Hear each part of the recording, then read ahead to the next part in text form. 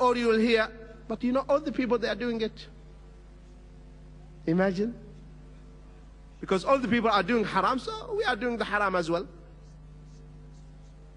All the people, they want to go to hell. You want to go to hell?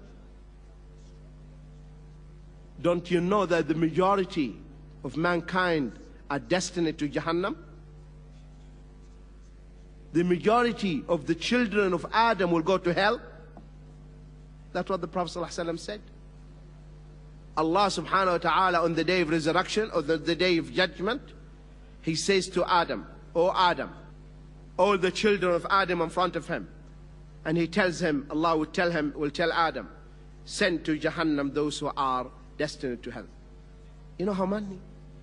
Can you imagine the number? Out of 1,999 to Jahannam. Only 1 out of 1,000 will go to the Jannah. Can you imagine? So the majority of mankind will go to hell. Do you want to go with them? The majority will never be an evidence that because people, majority are doing it, so it must be right. If you read in the Qur'an, you will never find a place where Allah subhanahu wa ta'ala praised the majority. In many places in the Qur'an, Allah subhanahu wa ta'ala is blaming them. Never praised them, the majority. وَإِن تُطِعْ أَكْثَرَ مَنْ فِي الْأَرْضِ يُضِلُّكَ عَنْ سَبِيلِ اللَّهِ. If you obey the majority of mankind, they will lead you astray. So don't use that as an excuse. Allah said, you want to go to the Jannah, so follow what Allah subhanahu wa ta'ala is saying. Even the whole people are doing the haram, I don't care. They want to go to the Jannah, I don't want to go to hell with them. So that's the second type. The third type, he said, removing it, the Qur'an, from ruling and judging all the affairs of the Muslims. This is the bitter truth. This is the bitter truth. The Sharia, the book of Allah, has been replaced with what? Man-made laws. English law, American law, French law. So it has been removed from the life of Muslims. And that is what the Prophet ﷺ said 1400 years ago. The first thing Muslims will live is abiding and ruling with the book of Allah. And when did it happen in the life of Muslims? Less than a century. Less than a century only. The fourth type, he said, abandoning, pondering and reflecting on it. Yes, we read it, but we don't ponder upon it. We don't reflect.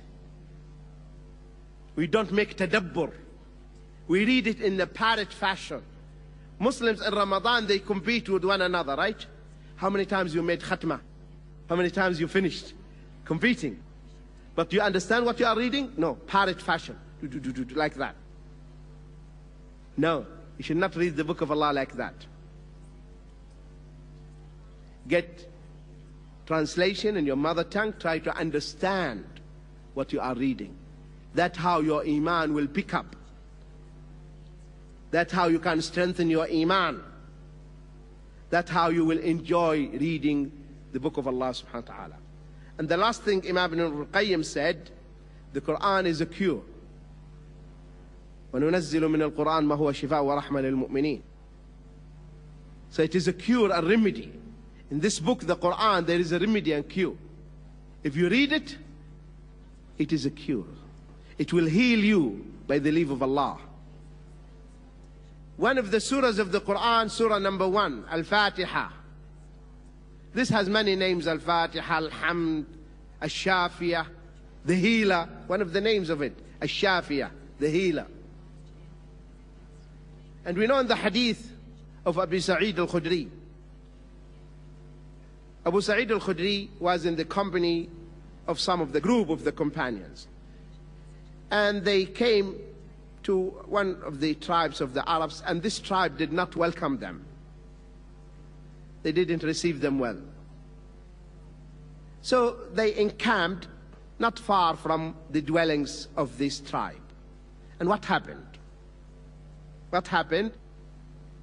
The chief of the tribe was bitten by a snake.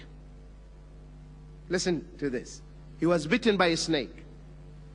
So a woman came to the companions, and she said the chief of the tribe was bitten by a snake.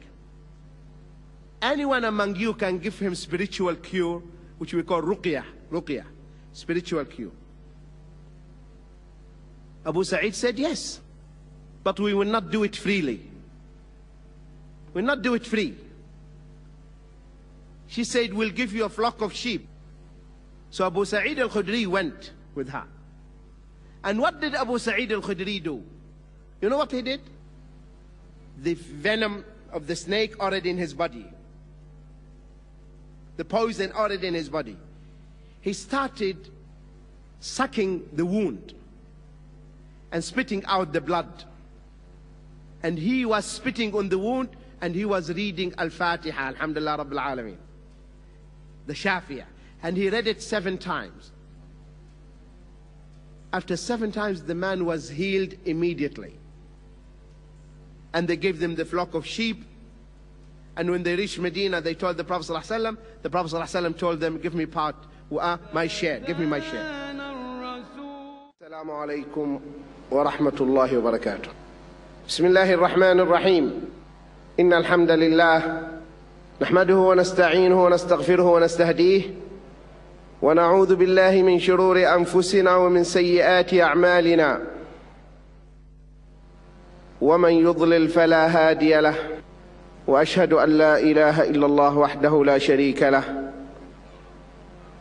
وأشهد أن محمدا عبده ورسوله أما بعد فإن أصدق الحديث كتاب الله تعالى وخير الهدي هدي محمد صلى الله عليه وآله وسلم وشر الأمور محدثاتها وكل محدثة بدعة وكل بدعة ضلالة وكل ضلالة في النار. Brothers and sisters in Islam, the Quran is a shifa. Many of us, when we have headache, when we have anything, what do? We rush to the doctor, right? We don't say, let me read on myself. Let me put my hand on the place where I feel the pain. The Prophet ﷺ said that you put your hand on the place of the pain and you say what? أعوذ بعزة الله وقدرته. Can you memorize this dua? أعوذ بعزة الله وقدرته من شر ما أجد وأحاذر. Which means I seek refuge and protection in Allah's power and might from what I suffer, what I feel, what I'm going through. Just put your hand in that place and say this dua 3 times. And it will just go like that. If it is coming from your heart, of course. Because the Quran is a shifa. Everyone knows the Fatiha. May God forbid.